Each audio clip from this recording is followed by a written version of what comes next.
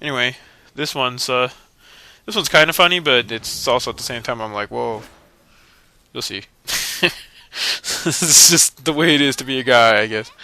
And so there's this chick, right, with her stupid coach bag.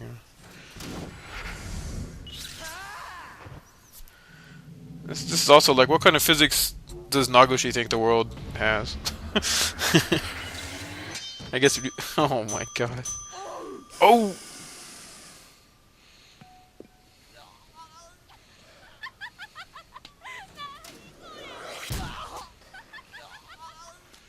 I like that. It's like he takes the time he takes a picture is like way after it hits. It's like what?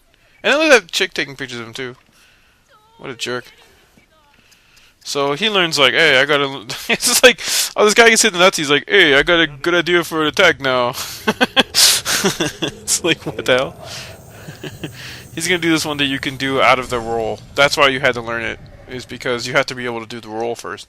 When you do the forward version of the roll, which can be done from any kind of side step, you can go backwards and then go forwards with the roll. And the guy's not in the middle of doing some motion that makes the game confused. You can do that roll. It's actually pretty useful. It's just that it used to be really useful against the secret boss last time, but this time it's not. So I hate to ruin the. You guys can be like, hey, I thought that I could just beat this guy that way, but not so much. Oh well. But it is useful against people who attack like lunatics. Who like, well, their attacks will make you kind of always get your guard broken and shit. So, yeah, that's all the stuff you can learn from Chapter 5. Now, Chapter 6, you can learn 2 more revelations. Those chowderheads. It's like they both turned and looked the opposite directions, and I was standing in between both of them, too. There's Fat Spider-Man again. Oh, no, that's actually the... Oh, no.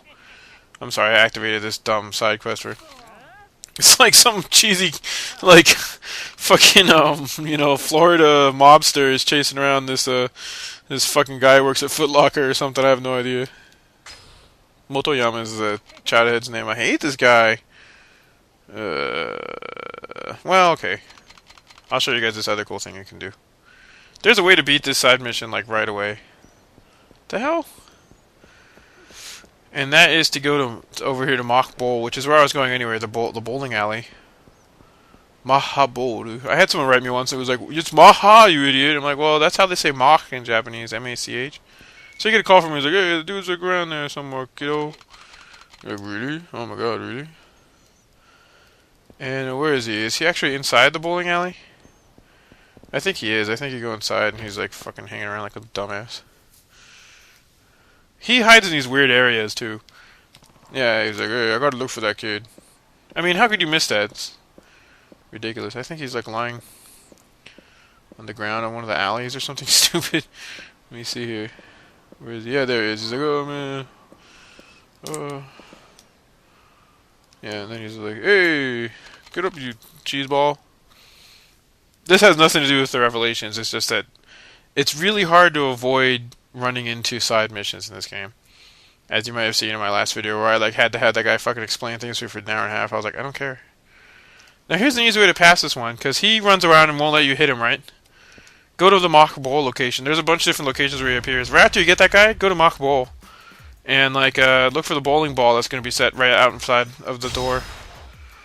And pick it up. Because see, you have a timer. Now, lock onto the guy. And from a distance like that, you can roll it. And he won't try to evade because he's really far away. And you have to have heat energy, but that's the natural heat action for a bowling ball, is to be far away and just roll it, something like that. And then, see, I passed that quest really easily. So a good tip, if you see that guy, run and get drunk or something, and get your heat gauge up. Then go over there to that door, go and get the phone call, go inside. Where the hell am I now? Oh, okay. And just grab that bowling ball and there you go. That'll be it. The hell?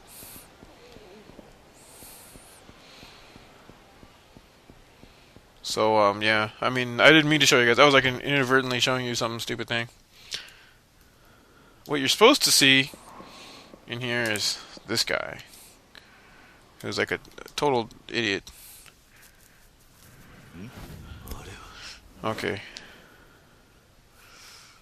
And just like the girl who wanted to show them this, he's like, I'll show you guys a strike now. Here we go. Look at this weird way he walks forward too. It's funny. That's like such a simple, bad-looking character model too, dude. I love it. People were writing me. They're like, "How come you like this game series, dude? It fucking doesn't look like, you know, like some ridiculous, like super graphics-heavy fucking first-person shooter."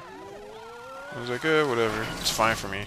I'm kind of right there. It looks like Ben Affleck or something. It's like, what the hell? And oh yeah, it's this one. He's like, man, he's so big, he knocked all the friggin' balls down. And this is where another email that I get from people a lot about this game, which is weird because there aren't really that many of you playing it, is they don't know how to do the other heat actions when you're fighting a boss. You know when you're fighting a boss and you pump up the R2 gauge and then it goes like, and there's that little thing where you're supposed to hit triangle, square, or circle? That's the one for square right there. And it's pretty useless because what it is you do a very little bit amount of damage to him, but you knock him into his friends. So if he still has little fellows running around with him, you can hurt them that way. But there aren't that many instances to use that. I mean, only maybe some of the hitmen you're going to be able to do that. Because most of the time you're going to just clean house with all the little chowderheads and then beat the guy. So that's that, and that's all you can do. Oh, no, wait. There's another one. This we'll be able to do at Chapter 6. I'm going to go through them in order they are in the facts so that you guys can see, like, at what points in the story you can get them to if you want to get them. Because I'm the kind of guy who, when I play through a game and you start with nothing, I like to kind of get everything when you can, so I can be as powerful as you can be at that moment. Usually. Sometimes I do things like I'll play Super Metroid and I'll be like, hey, I didn't get nothing this time. Or like, the first Biohazard Resident Evil, I got that thing down. It was like, man, I could beat that game so fast with Chris. It was unbelievable. It's just, I'd skip like the Magnum revolver. I'd skip all kinds of shit. I'd be like, I don't care. I'll just skip it. And then those games became like hybrids of action games and Resident Evil games. And I don't know. A lot of people are going crazy about it. Maybe that last one's cool because it has co-op. I don't know. I actually didn't get it. And that's one of the weird things. Where look at this guy over here. I love this guy.